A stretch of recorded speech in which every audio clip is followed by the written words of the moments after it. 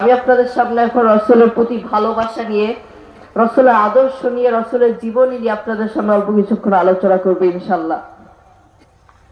আমাদের হযরত মুহাম্মদ সাল্লাল্লাহু আলাইহি ওয়াসাল্লাম এমন একজন মহা মানব ছিলেন যিনি আমাদেরকে নিজের জীবনের চেয়ে ভালোবাসতেন, যিনি যেই জিহাদের ময়দানে আমাদের পক্ষে লড়াই করেছেন, যিনি আমাদের পক্ষে কথা বলতে গিয়ে বহু মানুষের কাছে ছোট হতে হয়েছে, বহু মানুষের কাছে অপমানিত হয়েছেন, অসম্মানিত হয়েছেন, লজ্জিত হয়েছেন, এরপরও আমাদেরকে ভুলে নাই। আপনি জানেন আপনার রাসূল কি জিনিস? আর যুবক, আপনি জানেন, আপনি যদি জানতেন আপনার রাসূল আপনাকে কতটুকু ভালোবাসে, তাহলে আর রাসূলের বিরুদ্ধে কথা বলতেন না, রাসূলের সুন্নাতগুলোকে আপনি আর বয়কট করতেন না। আপনি জানেন না রাসূল আপনাকে কতটুকু ভালোবাসেন। একদিন রাসূল সাল্লাল্লাহু আলাইহি ওয়াসাল্লাম সিজদায় পড়ে তিনি কাঁদতে লাগলেন। কাঁদতে কাঁদতে পুরো চোখের পানিতে পুরো চোখ ভেসে গিয়েছে।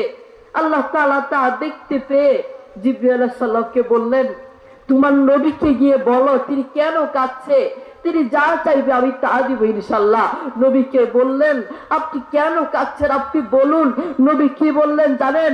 আমি নিজের স্বার্থের জন্য কাঁদছি না, আমি মায়ের জন্য কাঁদছি না, আমি সন্তানের জন্য কাঁদছি না, আরে আমি তো কাঁদছি আমার উম্মতের জন্য, আমার উম্মতকে জাহান্নামের পথ থেকে জান্নাতের পথে আনার জন্য আমি কাঁদছি। আল্লাহু আকবার। দেখেছেন উম্মতের প্রতি কত ভালোবাসা, কত টান, কত মায়া, কিন্তু সেই নবীর প্রতি কেন আমাদের ভালোবাসা নেই? ভালোবাসা তো দূরে থাক, উল্টো আমরা নবীর বিরুদ্ধে কথা বলি। এমনও জালেম দেশে আছে নবীর বিরুদ্ধে কথা বলে, নবীকে নিয়ে গালিগালাজ করে। আমরা বহুদিন দেখেছিলাম বহু অমুসলিম, বহু নাস্তিক, বহু খ্রিস্টান নবীকে নিয়ে কথা বলেছে, নবীর বিরুদ্ধে কথা বলেছে, নবীকে নিয়ে গালিগালাজ করেছে। আমরা কোনো কথা বলতে পারি নাই, কিন্তু এখন বলতে চাই, কেউ যদি নবীর বিরুদ্ধে কথা বলে, নবীকে নিয়ে মিথ্যা অপবাদ দেয়, আমাদের এই মুখ চুপ থাকবে না, ঠিক না? আমরা তাদের বিরুদ্ধে আল্লাহু আকবার ঘরে ঘরে যাও।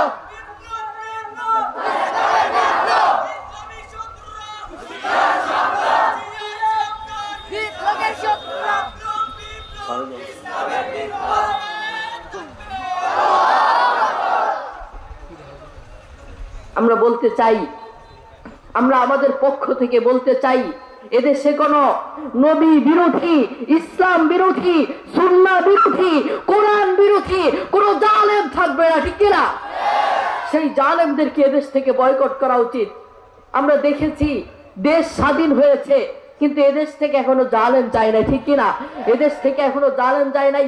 আপনারা দেখেছেন কয়েকদিন আগে আমার বাবা মুফতি মোহাম্মদ আলীর হাফিজাহুল্লাহর মাহফিলে বাধা দেয়া হয়েছে।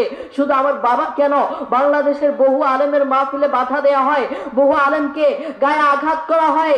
এই জন্য আমরা মুখ খুলতে চাই, পরিষ্কার ভাবে বলতে চাই, যতদিন না পর্যন্ত এদেশে ইসলামী রাষ্ট্র না হবে, কোরআন অনুযায়ী রাষ্ট্র না হবে, সুন্নাহ অনুযায়ী রাষ্ট্র না হবে, ততদিন পর্যন্ত জালেম আসতে থাকবে, ঠিক কিনা?